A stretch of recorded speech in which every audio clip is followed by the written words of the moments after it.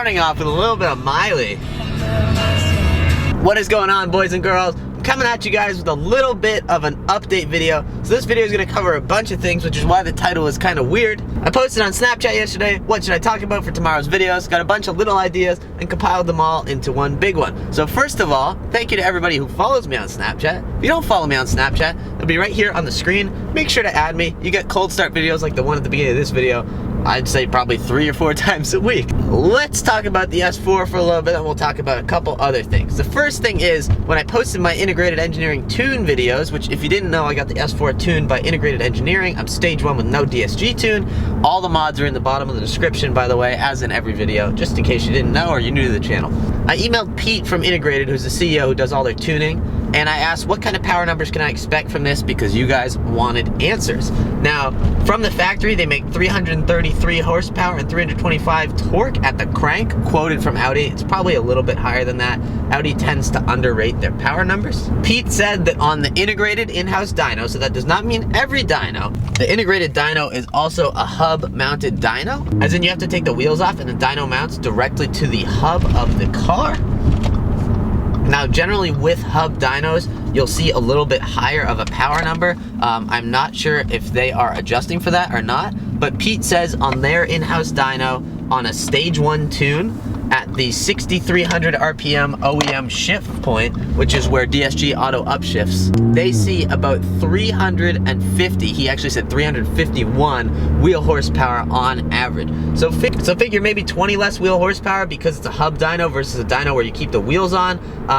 And I would probably make anywhere between 320 and 330 wheel horsepower. Now, we do have a dyno day coming up in April, and I'll be bringing you guys a video on that. I may put the S4 on the dyno before that. I'm not 100% sure. I don't have plans to, but if an opportunity comes up, I'm not going to say no. So we will have dyno numbers for the S4 eventually.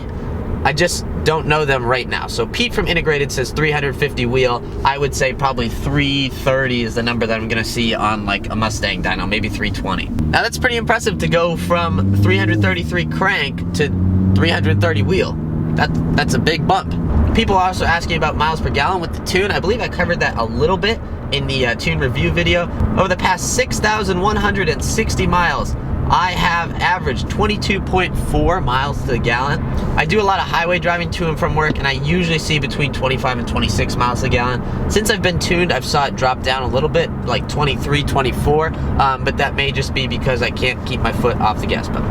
Spring plans for the S4. I talked a little bit about future plans for the S4 in a video way back when, but I have some things lined up. It should be good. I'm not gonna give anything away. I'm thinking what I'll do this spring, hopefully if the videos work out, is I'll do an unveil video of the car with all the mods done, and then following that, I'll put out video series, you know, maybe like 4 or 5 videos of us modifying the car to get to that point where it was in the unveil video. It's gonna be good. I'm not gonna give away anything, but it's gonna be good. Now again, if you follow me on Instagram or Snapchat, you may have seen me posting about a Mk5. I was, / kind of still am, looking for another Mk5. If you didn't know I had a Mk5 GTI back in the day, that's how most of you found my channel.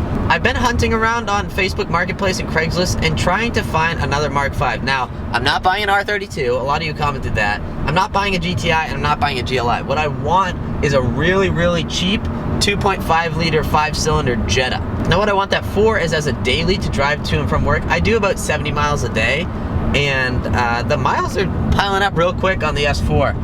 Now, not that this car isn't reliable and not that this car couldn't handle very high mileage, but I'd rather put the miles on a cheap beater and have this car available for the fun times than have this car have something wear out or break over time and then not be ready when something fun does pop up, if that makes sense. So ideally, if one of you has a 2.5 Jetta in the New England area that you're willing to sell cheap, not expensive, I'm not trying to spend 5 grand on a daily driver, let me know. I'd love to buy an enthusiast-owned car because those are the best maintained ones. I will tell you guys a quick story to end the video.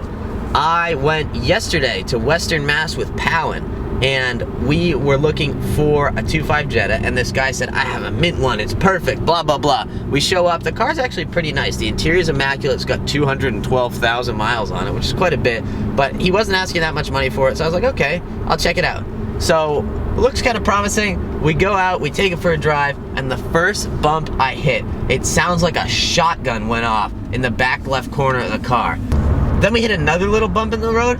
Bang! Same spot, left rear. Like, what the heck is wrong with this car? Every single little bump in the road from there, we just went around the block, was like a huge bang from the back left corner. Get out of the car, and stock height so you can see into the suspension. The strut was leaking all sorts of stuff. It had blown, and Pound noticed it was blown on the other side as well. Clearly not as bad because there were no shotgun blasts coming from the right rear. The guy was like, okay, I'll take $100 off, and I was like, like, if the struts are blown, there must be some other upkeep issues on the car. And so I said, no, thank you. So for now, I'm still driving the S4. I'm still putting lots of miles on it. Still love the car. Doesn't get old. But that's kind of the update on where I'm at right now. Spring is around the corner. I'm very excited. But until then, we're probably going to see more of these in-car vlog style stuff as it's cold out. There's not really that many mods to do, and I'm getting ready for springtime. So if you guys have video ideas for the future, make sure to leave them down below in the comments. As always, thank you guys for watching. If you have any questions, you can leave them in the comments as well. Go out there and spread some positivity, and I will catch you guys in the next video.